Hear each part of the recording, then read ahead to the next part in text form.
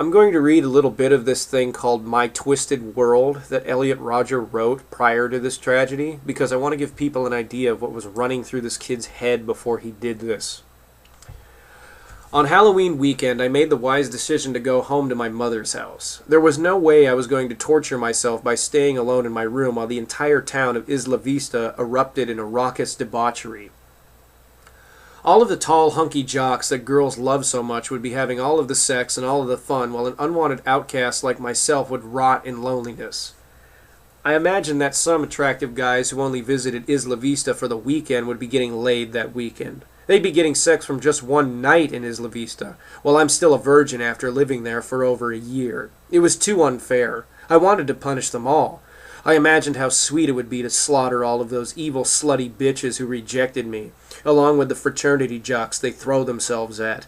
To see them all running in fear as I kill them left and right. That would be the ultimate retribution. Only then would I have all the power. They treated me like an insignificant little mouse, but on the day of retribution, I would be a god to them. They will be the mice, and I will be the predator. I considered setting the date for the day of retribution to be the next Halloween of 2013. That would give me a year to prepare, but I soon dismissed it. If the day of retribution were to happen, it would have to be on a normal weekend. There would be too many cops walking around during an event like Halloween, and cops are the only ones who could hinder my plans. I spent the time at my mother's house relaxing and trying to forget about Halloween.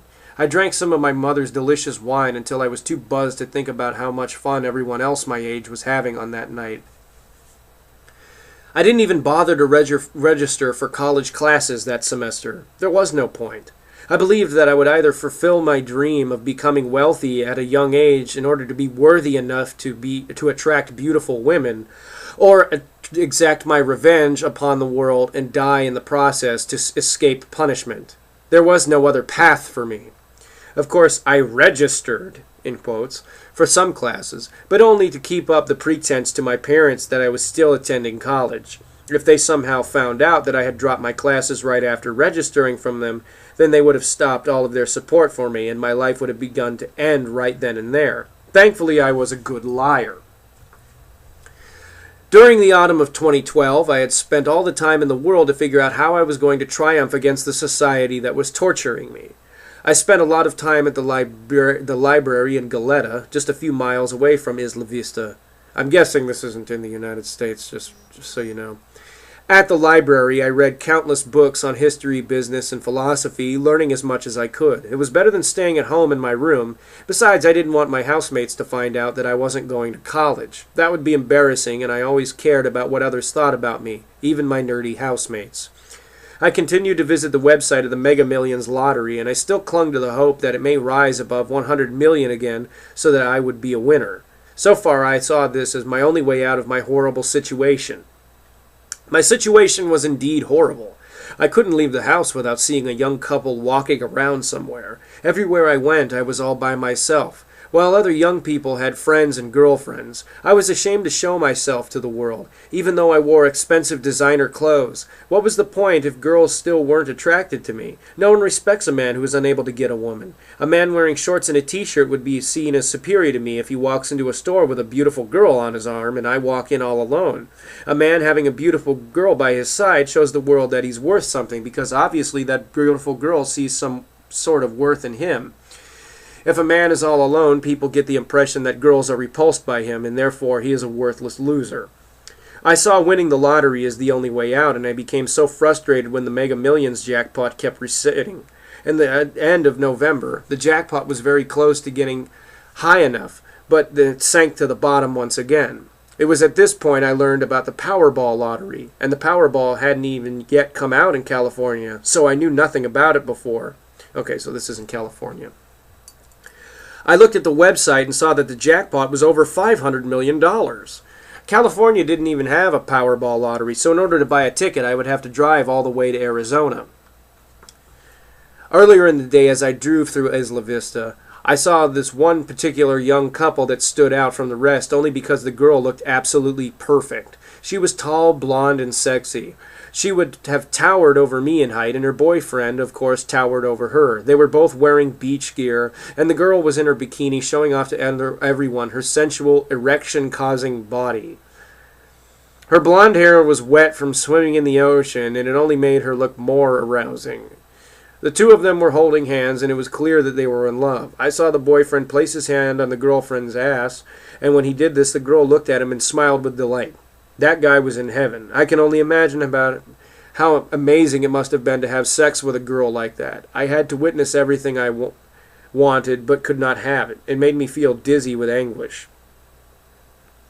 I immediately thought about that couple and how impossible it was for me to have the same experience as that guy. Impossible as I was at that point.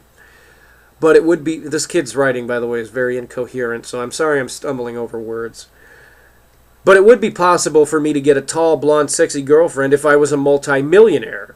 Oh yes, it would be very popular. Becoming a multi-millionaire is the only way I could have such an experience, and winning the lottery was the only way I could become a multi-millionaire at my age. As I stared at the Powerball jackpot that was over $500 million, I knew I had to win it. And then he goes on about how he drove down to Arizona to get a Powerball ticket, but I think that gives you a bit of an insight as to what kind of mind this kid had. It's simplistic. Wealth does not guarantee you a beautiful woman. There are plenty of wealthy guys out there who have women that are ugly pigs who suck their money dry. You know, this kid's outlook on life is so simple. He feels that only material possessions get you what you want in life, and they're the only thing that matters. And love is this fuzzy, unclear concept that's just something that's completely romanticized. He only cares about sex throughout this entire thing, about wealth, stuff he already has. Minus the sex, he already has wealth.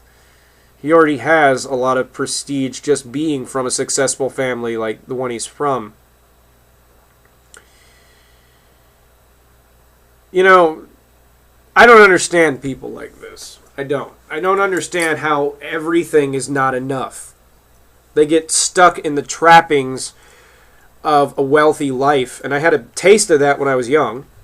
Fortunately, I am the poor kid in a rich family, and the reason I say fortunately is that I learned how to be responsible for myself. I've had a foot in both worlds, but I took the more responsible path, because it's bullshit to have people give you everything in life. You should appreciate what you have, not just want more and more and more and more, and then wonder why, once you become the king covetous of the world, why people don't want to be around you. And eventually this whole thing just degrades, and you can, as you read it, as it gets closer to the end, he just becomes more and more delusional and distanced from reality. It's bizarre.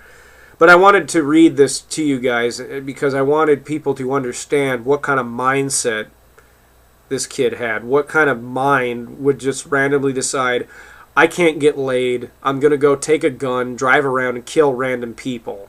Well, this is the kind of mind that thinks about doing stuff like that to people who didn't do anything to them. No one owed you a damn thing, kid, aside the right to be treated as another human being. And you owed them the same right, and you didn't even bother to consider that they were human beings. The way you talk about people in this thing is disgusting. You know, they're just like shells of meat that have feelings every now and then, but they don't deserve to because they don't bend over and kiss your ass. And because they're not, I guess, paying tribute to you because in your mind everyone owed you everything. Jesus. I'm glad this prick is dead. My God. I mean, Jesus Christ.